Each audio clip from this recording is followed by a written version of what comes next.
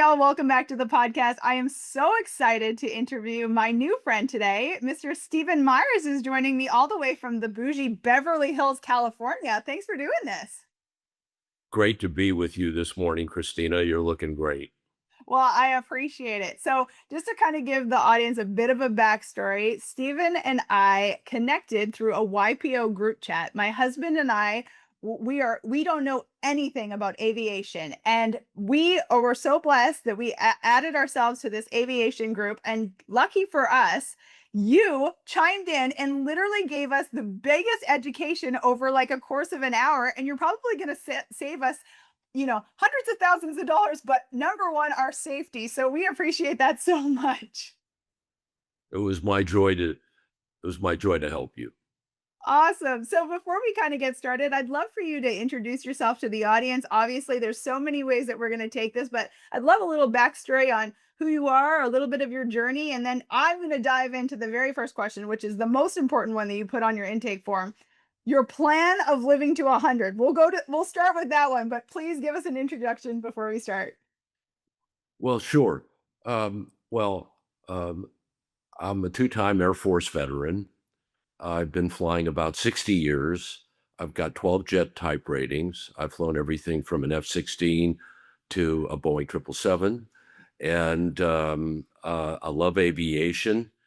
And interestingly, it wasn't my primary career path. My primary career path was in aerospace and defense. I was a systems engineer. I went to Stanford, have a BS in mathematics, and became an engineer, a project manager, program manager, systems engineer, director of this, vice president of that in about half a dozen companies before I had maybe the most profound inspiration of my life in that aerospace had a missing ingredient that I was able to fill. And that recognition on my part led to the creation of a consulting practice that turned into an 800 person international consulting business doing about 120 million in revenue. We went public. I was chairman and CEO for 10 years. So that was a 25-year arc. And so that was the engine that actually made my aviation career path possible. That's Um, awesome. So how did you find that, I always say that I think one of the coolest things is when people, find the need and then create like have the passion and fix the problem. That's how you make $120 million company and, do global business. How did you know that there was a problem in aviation? well, one of my theories about what it takes to become a successful entrepreneur has to do with preparation. And that what I mean by preparation is developing deep domain expertise in something, no matter what it is. Most of the reason that entrepreneurs fail is they don't know what they don't know about the business venture that they're getting into. I've heard some of the craziest ideas I've ever heard from young people who were filled with enthusiasm, but didn't really understand the business that they were talking about. And so that deep domain expertise I developed over my aerospace and defense career translated into um, an understanding of how the federal acquisition process worked, how contractors won government contracts, how they competed for those contracts. This entire acquisition process, I concluded, was deeply misunderstood by everyone in the game. It kind of reminds me of that baseball story about the Oakland Raider. What is it? The Oakland A's, Oakland A's, and yeah. yeah, and how the manager of the Oakland A's is talking to this analyst from another team, and Oh, Moneyball. The movie was called Moneyball. that's right. In Yeah. Moneyball, the most important scene in the entire movie is when the analyst says to the manager, "Look, there's a deep misunderstanding of what really matters in baseball, and everyone is asking all the wrong questions."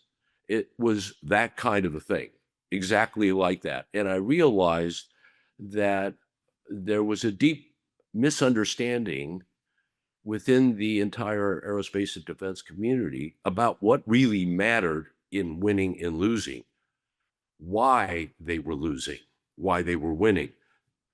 All of their assumptions were self serving and wrong. And I had the good fortune to have the opportunity to prove that I was right. And that led to the creation of an extraordinary company, a one off company to be sure. There were several companies that tried to buy our company, and they all came to the same conclusion. Look, this is a great company, but we don't know how to manage it, and we don't know how to do what you do. And so we can't buy it. And I thought that was really, That's a hell of a position to be in, Stephen. That's a hell of a position to be in. that's a good news, bad news story. But the long version of that is for another day. That is awesome. So you got into this, obviously. Like, was that the first company that you had owned? Yeah, so that was still private in the early 1990s when we get to the creation of my second business, which was a joint venture with the Russians in Far Eastern Russia. So back to kind of an aviation connection, because I was a well-known aviator. Um, for reasons we can go into, or they can find out in the if If your we audience if wants we to get read a the book. book. Yeah, if you want to read the book, it's a great story. One day, my chief scientist walked into my office and he said, "Steve, you've been invited by the foreign minister of Russia to be the first American to fly an airplane from North America across the Bering Straits into Far Eastern Russia and down the Kamchatka Peninsula." And I said, "Are you out of your mind? Nobody's done that. And I'm not even sure it can be done." And so that turned into a whole story of adventure and exploration, making that happen. And I did that in July of 1992. And I wrote a international best-selling uh, book, Amazon international bestseller, about my experiences in Far Eastern Russia, called Crosswinds: Adventure and Entrepreneurship in the Russian Far East.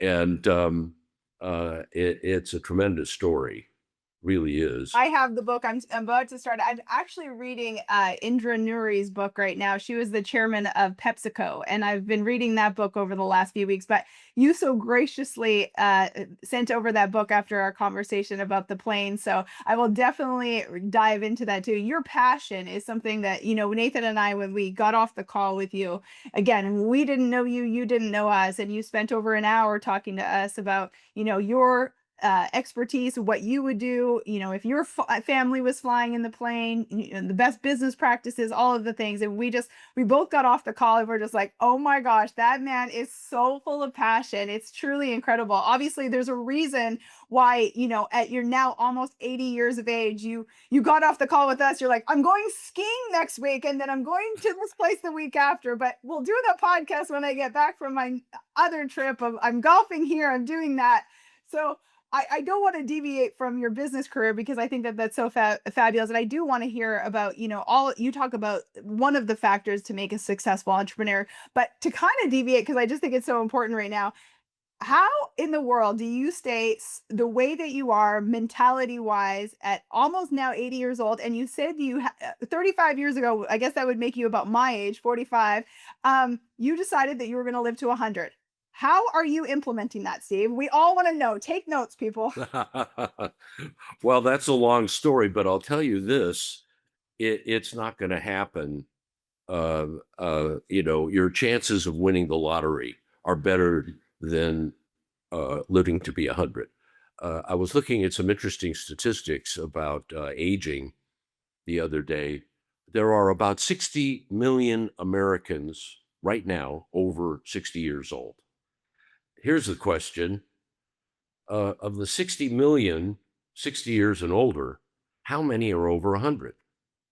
That is a really good question that I absolutely have no idea. 0.1 to 0.2%. Wow. Well, that probably makes sense.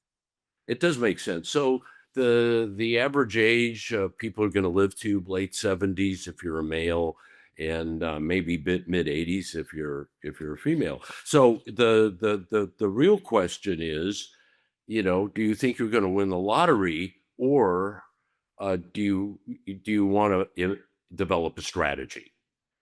So if I can tell you, hope is not a strategy. So you're not going to make it happen by getting lucky. But I'll tell you what the most important factor, single most important factor that's going to dominate everything, Can I guess? by all means. I think because I have a theory on this, and I obviously don't know this ahead of time, but I have a theory. I feel like it has something to do with mentality, has something to do with the way that you think. Is that it? Am I on the right track? So Or you're no? I would say the same thing you're saying a little bit differently. I'd say the most important thing is a positive attitude. Now, That's uh, mentality, bud. That's it. so DNA, positive mental attitude. but it's my strategy, so we can use my words. So it'll be positive attitude. Now, uh, the reason I say positive attitude, because the same mindset that is going to get you to 100 is the same mindset you have to be an entrepreneur. Okay, so Agree. if I think about the five factors that lead to entrepreneurship, it's basically this: it's your nature, it's your preparation, it's your uh, recognition of the opportunity. It is the macroeconomic environment at the time enabling your ability to take advantage of that opportunity. So, for example, my business uh, happened when Ronald Reagan became president, and it was Morning in America 1.0. So, if it had been same idea, same mindset, everything, but under Jimmy Carter, it would have been impossible. So the macroeconomic environment is critical, and the last factor, the fifth factor, is what's your own personal situation. So you may have every reason in the world to become an entrepreneur, but you're unable to push the button because of circumstances beyond your control. You've got a family, whatever your situation is. That's why most entrepreneurship happen. Maybe Elon Musk is the most famous example of that. I mean, he spent 6 months living, on a couch in his Tesla factory with his brother, and he had a girlfriend. I don't know how any of that worked. I guess they broke up. But the point is that he was in a position to be able to be all in. And as you get older, that becomes harder and harder. Change becomes more and more difficult. But I want to back up to the beginning. The most important thing in that whole, that five set approach is your nature.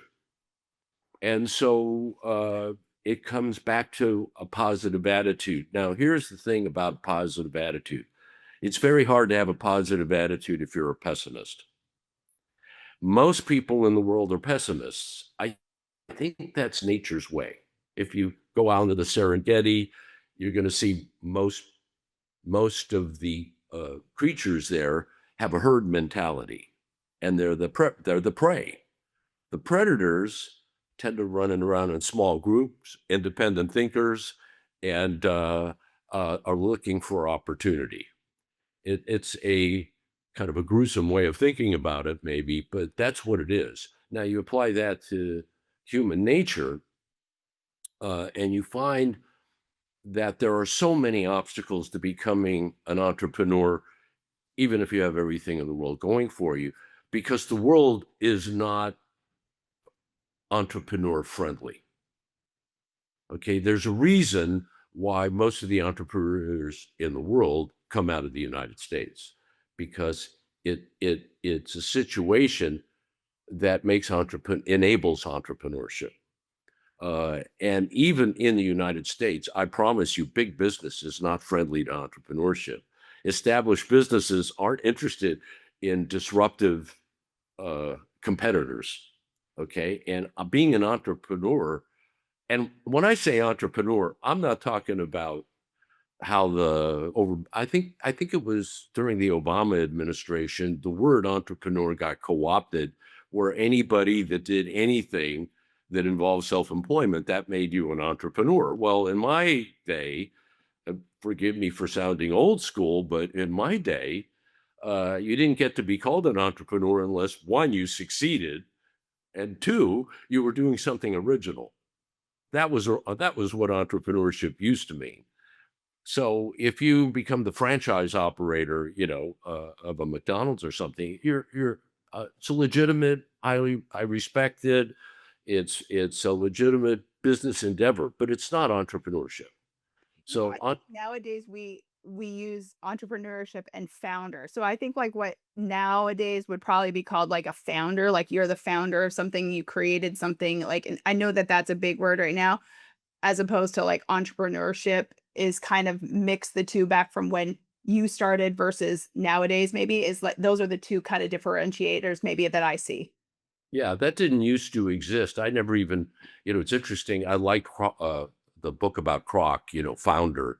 That awesome book. That's an entrepreneur. And so, but the point I'm trying to make is that having any expectation of living to be 100 requires a positive attitude and basically a optimistic nature, because you have to believe it's possible. Most of the people that and I've sat in forum groups and so forth and said, look, my plan is to live to be 100. How about you guys? Would go around the room? Nobody's signing up for that. In fact, quite the opposite. They'll say, well, maybe I'll live to 80. That's when my father died, or this or that kind of thing. So it's a very fatalistic mentality.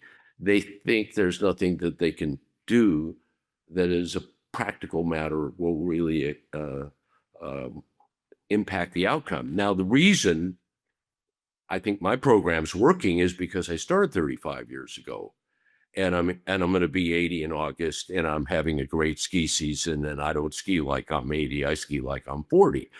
And so I'm very fit. Play a lot of golf. My major sport, by the way, is not skiing and it's not golfing. It's pro-am ballroom dancing. That is incredible. I saw that in your intake form and I thought that takes skill, number 1, but also too, the shape you have to be in. A few years back, I did like a version of, they have that Dancing with the Stars. We did like the local one. I was asked to be like a local Dancing with the Stars. And, to kind of a detriment, but also in my brain, because I'm so bad at it, Steve, I was actually happy because it was during COVID times and it was like very downplayed from what it normally is, which is at the State House Convention Center, and it's a really big deal. So I kind of got lucky in the fact that I kind of danced my way through that one pretty simply. But my God, that's exercise. It is, and you can't ever be out of shape. So I've been doing pro-am for about 25 years, and there's a lot of correlation between, and I operate, just for those in your audience who are into ballroom, I dance at the gold level, which is the highest amateur level. A couple of years ago, I made the national finals in Orlando. I was the only male amateur to make the finals, but that was in silver. That's how I got to gold. But the thing about ballroom that's like aviation is they both require extraordinary focus, extraordinary ability to adapt in real time to changing circumstances. I promise you, you get out onto the floor with 8 or 10 other fabulous dance couples, and everybody is moving. There isn't any chance you're going to execute your program without having to make on the fly adjustments. So that's a capability that every pilot has to have, because it's rare that you're able to execute a flight from beginning, a mission from beginning to end, and there's no disruption to that. That almost never happens. They're going to change your flight plan. This is going to happen. That's whatever it is. Your job is to deal with that and move on. You have to keep moving. So that sense of focus, that sense of determination, the tenacity that it takes to do that, really hard. As you get better at it, the it's sort of like airplanes. You get better and better. You're flying more and more complex aircraft. Okay, it's a process that's never ending, where you're continuously improving, continuously learning. You're never going to know all there is to know about it. So that's what I love about ballroom. I find the same thing occurs in golf, same kind of thing. Also extraordinarily difficult, same focus, same process. Skiing's actually, I'm the best at skiing because I've been doing it the longest. I've been skiing for 60 years. So I'm pretty decent at that. That that is amazing. I have a quick question for you because I mean, everything that I do has involves mindset, mentality, and like that's kind of like that's the thing that I'm most passionate about, like you and ballroom and aviation. My question to you is, were you born this way, or do you feel like you have grown into this? Like, what kind of was your upbringing and the fact that you were able to have this mentality now and obviously carried it through entrepreneurship, aviation, all of the things? So actually, I had a fairly horrendous childhood. I was born to a 19-year-old unwed mother. I never knew who my father was. I just found out a couple of years ago who my father was through ChatGPT, or not, through 23andMe. And Wow. I did a whole research thing on my father. I now know more about him than anybody in his family knows about him. And I have a whole PowerPoint about that. That was so exciting, learning about my antecedent. And uh, so I had a rough childhood, grew up in poor circumstances. And for people that don't have the opportunity for a good education, don't have the family support they need, uh, the military then, and I think still now, was a tremendous way out of that. So poverty is a bit of a disease, and it continues generation after generation because you're trapped. You can't get out of that cycle of poverty. The military is the way out. If you can't find a better way out, that is for sure going to be a way out for you. They'll reparent you. They'll, you know, give you the tools that you need to succeed in life. Um, Give you the discipline that you need, and I think most important, show you what it feels like to be competent. And once somebody learns competency for the first time, that's the big transformation. So I'd say that the military was everything in making me into what I was. So I loved being in the Air Force. Um, when I was 20, I had a horrific near-death experience. And up until that moment in time, I never really thought about optimism or pessimism. Things just were. I wasn't thinking much about anything at all, to tell you the truth. Um, but what came out of that, oh, you'll have to read the book to find out what that was. But shall I just give you a tidbit? Give us a tidbit, but yes, I'm definitely going to read the book. yeah, I was left for dead at the bottom of a mountain crevasse. And so how that all happened, mountain climbing experience, it's like something you'd see in YouTube, not Everest. I was actually up at Mount Rainier in Washington State, and the ledge collapsed. I fell about 30 feet. Uh, the line snapped, and I ended up falling to the bottom of this crevasse. It really wasn't a survivable situation, and somehow I survived. Long story, what was going on down there in the bottom of that crevasse. Long story, how I got out of that crevasse, and that's really the point: how I survived and what I learned from that. And what I learned from that was, number one, I'm an eternal optimist, because there wasn't one moment where I wasn't thinking, gee, if I can just figure out how to do this, I can get out of this jackpot. And I did. I had to do insane things no sane person would do in order to save my own life, and that was really the second part of that.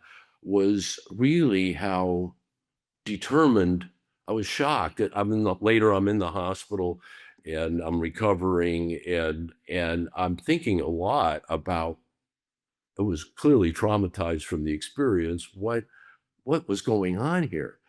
And so your my nature became clear to me, that in fact the reason that I survived was because I wouldn't give up. I was just absolutely unwilling to give up. And as long as you can maintain that positive attitude, you have a chance. Now, most people in my situation would have died anyway.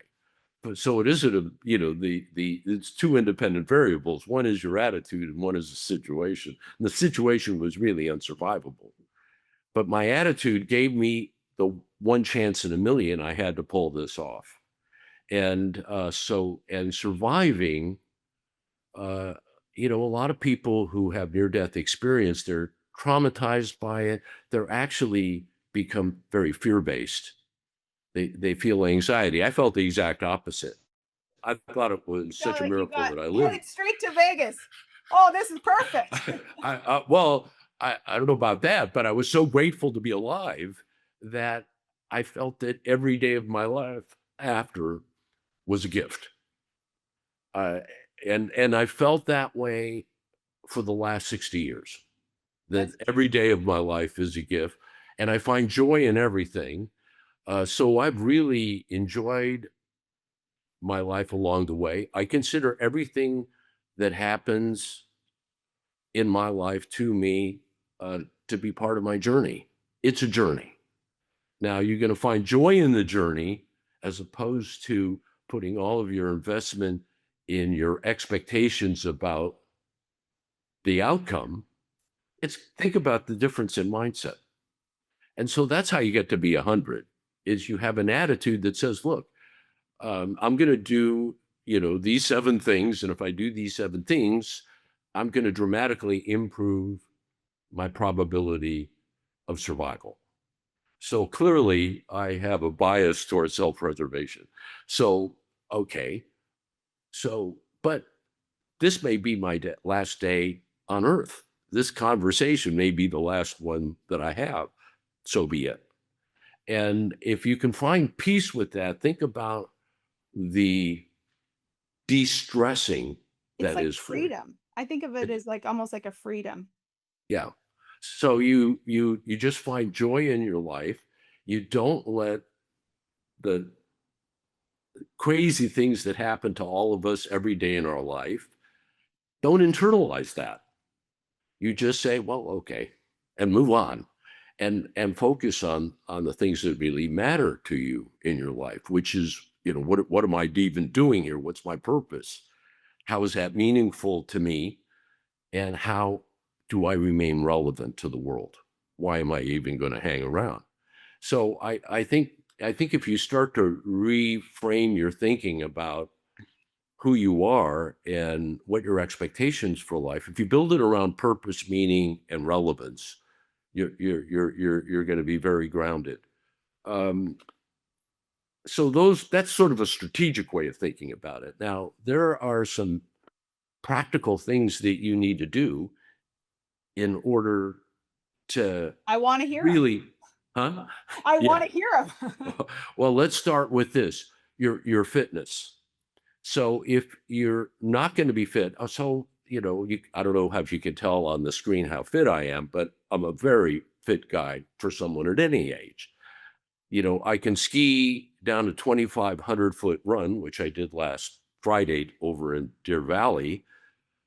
Over in the new part of they've got a whole new ski area at Deer Valley, and I went over there with a couple of buddies to ski that.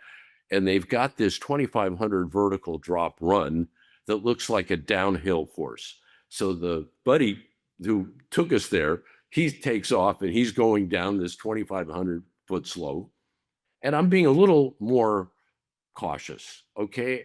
It's pretty steep. I'm not sure if it's going to be icy, what kind of grip I'm going to get on my skis. So I start cruising down this thing, and then I pick up speed as I go, and I get more confidence in what the conditions of the slope are. I get to the bottom, and I turn around, and the third guy was behind me the whole time, and I didn't even know it. And he says, "I can't believe you just skied that nonstop, and you're not even breathing heavy." So that's fitness. That's fitness. So if you want to be fit, what does the program look like for you? My program, your program, that will keep you fit year round. And what I find is, and you need to start that program at your age, Christina, Or younger, Steve. or younger, depending on who your audience is. It's hard to do that when you're 70. You're more likely to injure yourself than to make it better. You may make it worse.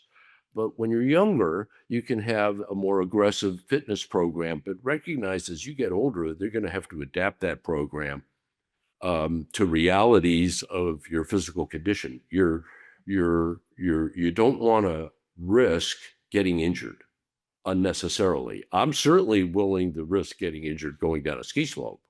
Okay, but I have competency in doing that. So, and I don't want to get injured doing ballroom, and it's entirely possible. So it takes a lot of focus on coordination and not putting your feet wrong, that kind of thing. And what I find with trainers is their whole program is built around younger people.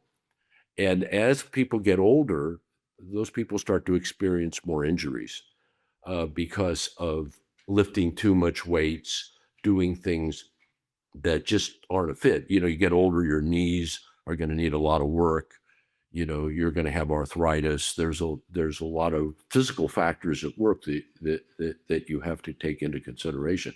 I have found, I'm very excited to share with you, that my favorite workout thing is Pilates. Oh, no way. That's awesome.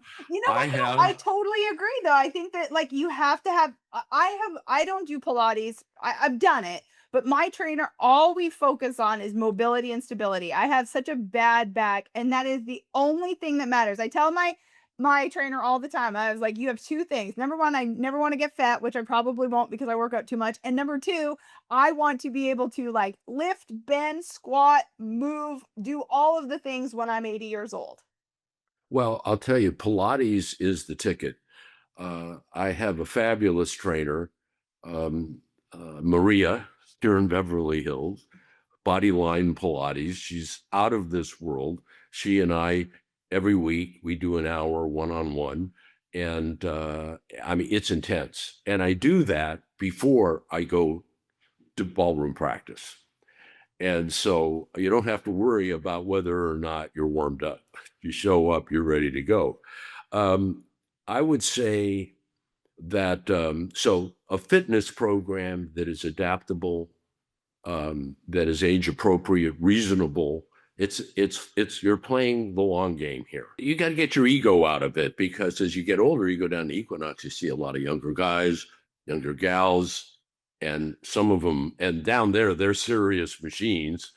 And don't be looking at what it doesn't matter what they're lifting, right? Doesn't matter what their numbers. What matters is what are the numbers that you're working. Are you meeting your own markers? So enough on I think on fitness. So that's how you stay in shape. Well, let's not poison ourselves, shall we? So I would say I don't drink. I haven't really done alcohol in 35 years. And Was that just a health decision, or was that more of like, I'm not going to do this because it'll impact every, because nowadays I feel like, I don't know if you know this, but like in our day and age, like sober, being curiously sober or whatever is considered like a very big thing nowadays. So I know that obviously some people stop, but I do think mental clarity is huge. well, it is because the alcohol, as you age, your body's ability to process this alcohol and deal with it is diminishing. And I haven't seen a single friend of mine who I would call a peer, in my cohort who hasn't been negatively affected by too much alcohol.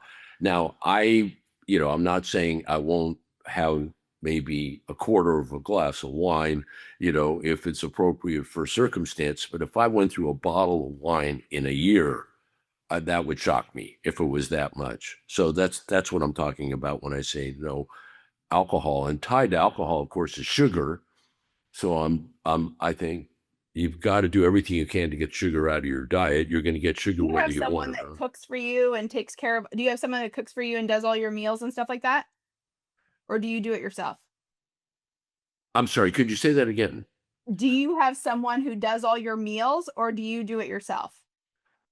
No, my girlfriend cooks for Oh, me. okay, perfect. I was about to say, I was like, wow, you also cook for yourself. That's No, incredible. no, no, you don't want me in the kitchen. I'm There not you even go. allowed to go in the kitchen. Oh, they love it. And I think a high protein biased Mediterranean style diet is the key. No red meat. So yes, you can have an In-N-Out burger once a quarter. That's fun. That's not Oh, gonna. you're speaking to the wrong girl here. I live in the South. You live in Beverly Hills. That might be the reason why we down here are meat eaters. Yeah, I'm not saying this is what I do. People are gonna Totally. do what they Everyone's want to got to do. pick it for themselves. But I think the generalization of what you're saying is you have to keep your fitness. You have to keep what works well for you, like in your health, and like whatever fuels you, not actually hurts you, for sure. That's right. That's right. And yes, if you could actually get range fed beef and you can get lean portions, that's okay once in a while. But I find that red meat eaters tend to eat a lot of red meat, and there's more bad in it than good. And you need the protein, but the fat and so forth is not good. I think what is just as important as everything I've said about it is portion control. So That I agree. That So I I, so I'm proud to tell you that one of the reasons I'm doing well is I eat like a woman, not like a guy. do you know what I say, Steve? It's so funny because people always say like, like yes, I'm very fit and all the things, but I always tell people I really eat whatever I want. I do drink alcohol, not very often. I do eat sugar. It's probably like a bit of a weakness of mine. But I always tell people the number one thing I do is I just don't eat like an asshole. And what I mean by that is I just don't eat all of the things. I just don't eat all of the portions, the whole thing. I eat very small portions all the time, and I feel like that's just such a key. I was just in, I was just in Las Vegas at the Sphere for the Eagles concert, Oh, and fabulous, isn't it? oh, blew my mind. It was so amazing, So good. and I was stunned at the portions. And then I was up in Big Sky, and I was stunned at the portions. And then I was up in Park City, stunned at the portions. 2, 3 times as much food as people should be eating. All this waste, and I'm asking my family, what's going on here? We're leaving like the entire family's the same way as I am. they're leaving half the food on the table. And that's the challenge. If just because they gave you whatever they gave you, you have to know what the right portions are for you and just stop. And I think that's hard for people. I noticed, particularly in Las Vegas, you see I think people with high body mass indexes. That's probably true for sure. Yeah, Nathan and I usually we're pretty good about splitting entrees. We've always just split maybe an appetizer and an entree or something like that. I'm not a huge food person. However, my husband was raised in the South and he's definitely a food person, and it's a skill just like everything that you're talking about. I feel like the skill of positive mental attitude, the skill of optimism, the skill of business, all of these things I think are everything that you're talking about to me is a trained skill. Maybe I should have led before I even got to any of these tactics that I'm talking about. That isn't a strat. These aren't strategies. This is a tact. These are tactics to support a strategy. And like I said, the most important aspect of any successful strategy is your attitude. But the second most important aspect um, of, is going to be your intellectual engagement. So you're going to have to become a lifelong student of your own self-preservation. And that means reading, doing research, not just doing stuff because somebody else is doing it. You're going to have to titrate your own supplements program. You're not going to make it without supplements. I don't see how that's going to work, because one of the reasons people overeat is because there's not enough nutrients in the food they're eating. Their body is craving what it's not getting. And so your brain misinterprets that as just, I need to eat more, rather than, gee, what is it that I'm not getting? And it's just the nature of the modern world that in order to get a proper diet in terms of caloric intake and the positive things that are in that diet, that doesn't mean that it's going to be enough. It's not. You're going to need supplements, but everybody's different. And, I've got my pill box with about 20 supplements in it, and it doesn't matter what's in my pill box. It might look interesting. Maybe I should have brought it up here and put it up on the street. That's fun. A lot of different colors. What matters is that I can tell you why I'm taking every one of those supplements, and how I've titrated the dosage for those supplements. Do you Um, eh, what you do now, obviously at almost 80 years of age, and your company was bought by private equity in what year? um, I'm sorry, you kind of broke up in the Oh, middle. no worries. I was just gonna say, how long have you been out of your business? Private equity bought you in what year?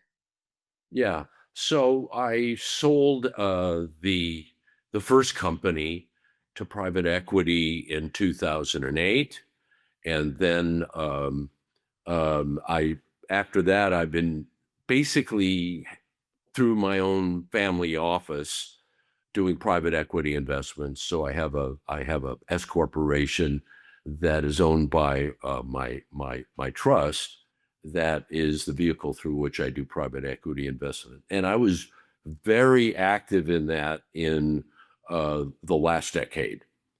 And I think what happened is the the rapid increase in inflation that we saw, and interest rates that we saw in the early 2000s, had the consequence of basically killing private equity. So you have trillions and trillions of dollars tied up in private equity that are not turning over while they wait for interest rates to come down to a nominal level, so the cap rates, will support the purchase and selling of commercial properties. So uh, so that is not a full-time job. So I've had the time to invest my intellectual energies in things like this. I'm very intellectually curious, so I have, the interest of the year. So every year I seem to get interested in something, and I'll just Well, that's what work I was on. gonna say. I was gonna say was obviously everyone has different times where, you have more time to devote to your business, to your kids, to your health. But do you feel like you had like this knowing and this knowledge to take care of yourself when you were in business? Because I know a lot of people would probably associate your success with the fact that you have always been so diligent in these categories as well. Would that be true? Yeah, it'll come as a shock to you to know that over the 25 years that I was the CEO of SM&A, that was the name of the company. Um, I took about 10 weeks vacation every year. So I so love that. Talk about so that, Steve. I need to get my husband listening to this exact portion. so here's what happens, and I learned this during that process of that preparation process where you're preparing to be an entrepreneur. What I saw and what I experienced is planning your vacations comes last. Your whole schedule for the year is built around your work travel. And then you're trying to figure out how to squeeze out a vacation in the middle of that. I committed myself to the idea that I was going to start every year with a blank sheet of paper, and what my vacation schedule was the first thing that was going to go on it, and where I was going to take my family, where I was going to go skiing, when I was going to go, who I was going with. So I have those 10 weeks blocked out before I even started the year. And then everything else had to work around that.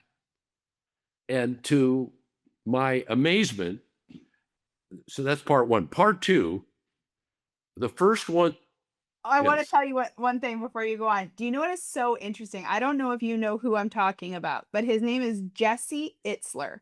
And he had a funny enough, he started out in private aviation.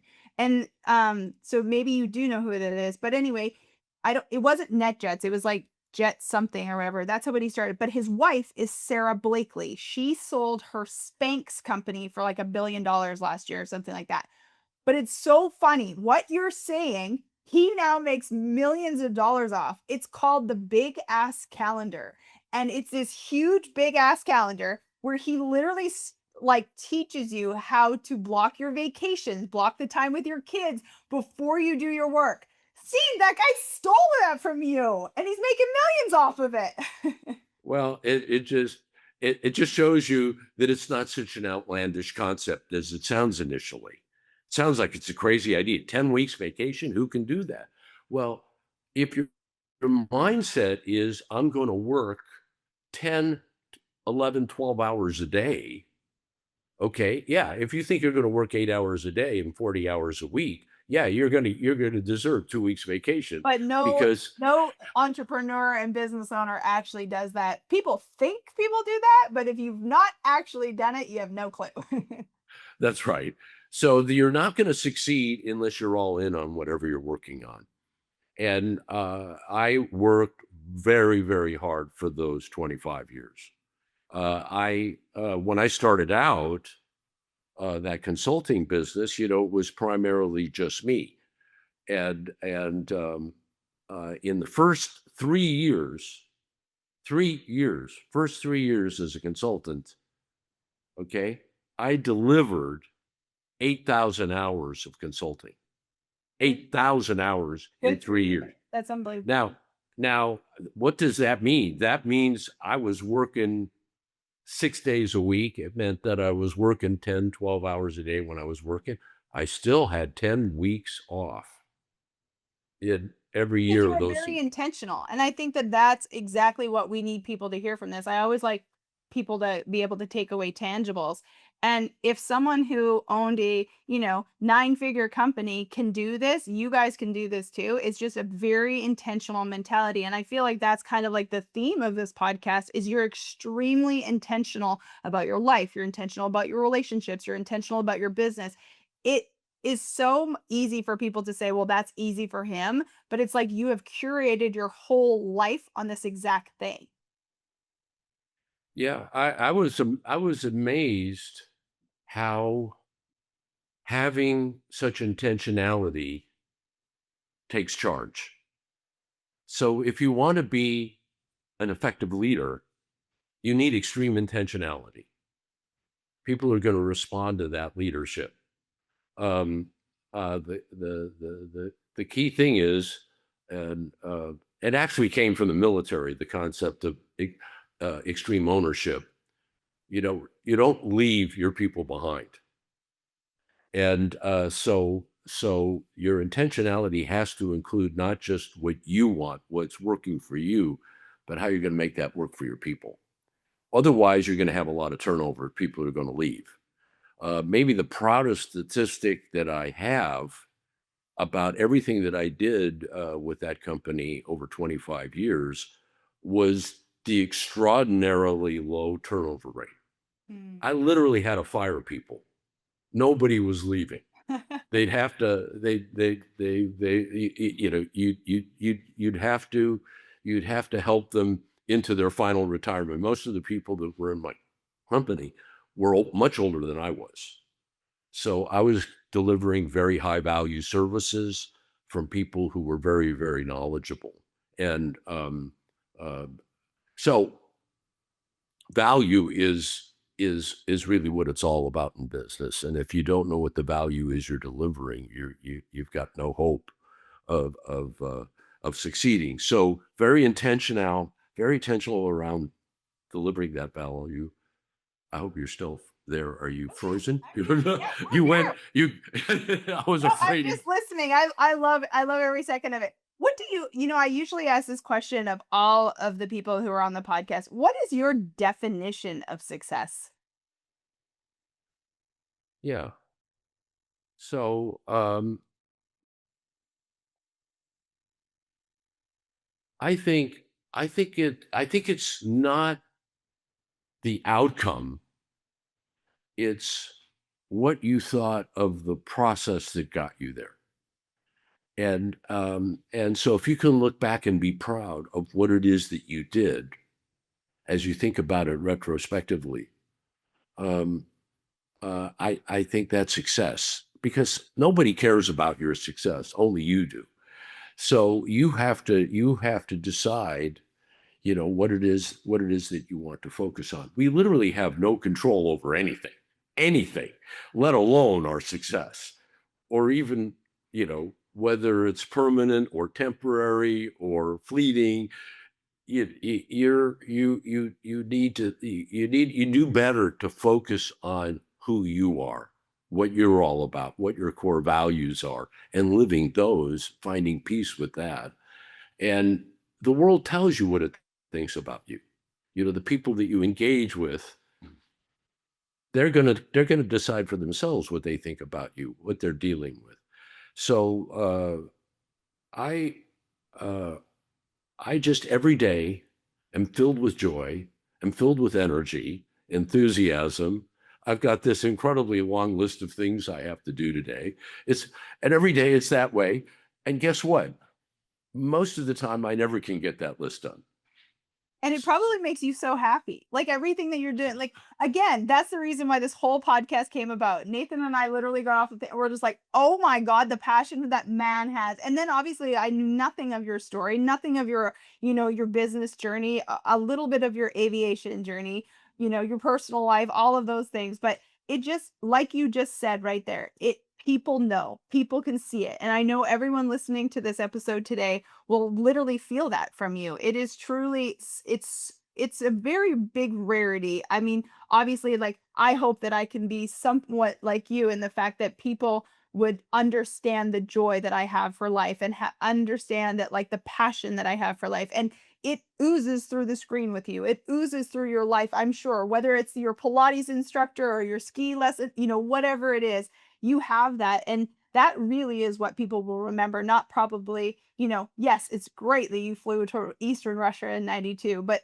who you are as a human and how you live your life. It's extremely inspirational. And I'm just so grateful that you shared everything today. Thank you so much for doing this with me. We could keep it up all day, couldn't we? I It was a great know, but you've time. got a long list to do, and I've got another episode in a few minutes. But I just enjoyed it so much. And the cool thing about it is, you even have social media. You do LinkedIn, you do Instagram. Where can everyone connect with you if they choose to? Well, that's what gives me joy, Yeah. staying relevant. If I have anything at all to say that has a positive effect on your audience, then I Oh, was we so accomplished joyful that. We to accomplished deliver it. that. So where can people find you? Where should they be able to reach out? We'll put it in the show notes, but where do you hang out mostly? So I have reels up every day I on love social that. media. So if anyone wants to reach out to me, find out maybe more about my book, you can go to my website. It's stephenmyers.com, STEVENMYERS.com. And you can find the link there to go to Amazon to buy the book. If you'd like to reach out to me directly, my email is Stephen S. Myers at iCloud.com. Stephen S. Myers at iCloud.com. And I'm happy to engage. And if you see me on LinkedIn or YouTube or whatever, TikTok, Oh my God, are you on TikTok too? I am. Stop it And right now. That's awesome. but there's a lot of people on TikTok. But doesn't matter. I'm not on TikTok, Steve. I'm on too many things, so I decided to skip the good old TikTok. But that's awesome that you're there. I'm having a lot of fun using aviation and golf and uh, ballroom dancing, skiing as analogies for business. Now, that may be hard for people to really. What does any of that have to do with business? It has a lot to do with business. The same reasons that you Same way I made a succeed. career from golf to business is that exact reason, Steve. It's exactly right. Golf and business have a huge amount in common. So I've got some TikTok reels where I'm taking people around the golf course and I'm talking about, how to think about golf as, your journey in life, right? You've got 18 holes, think 5 years a hole. Right there, you've got, 90 years, right? And then you can play a few extra holes if you're lucky. And the question is, are you going to let the bogey on the last hole keep you from making a birdie on the next hole? That Right? is so good. I'm gonna go download TikTok just to see that. That's awesome. That's incredible. Before we end, because we didn't talk enough about aviation. Like you said, we could have talked about this all day. Do you still fly? I do. I just can't give it up. I As a love it. matter, What as do a matter you of fly fact, right now? What are you flying right now? well, the last plane I owned was a CJ2, which was a fabulous jet, and I'm now doing a deal. I'm actually sorry I sold it. That's a long story. I thought I was going to be in a Phenom 300, and that blew up. So now I'm working a new deal uh, for a CJ2, and that looks very promising. So I'll be back in that. But I love to go flying up to Montana and Idaho and Utah to go skiing, and maybe once, twice a year go down to South Florida. It's a lot of fun. A lot of fun That's to fly. fabulous. I love it. Well, Steve, I appreciate you so much. Thank you for doing this. You guys be sure to go follow Steve over on the TikTok, Instagram, check out the book, follow him over on LinkedIn or check out his website as well. We'll put all of those in the show notes. Thanks so much, Steve. You betcha. When you come out to LA, we'll play some golf. Oh, we need to 100%. You guys, we'll see you on the next one.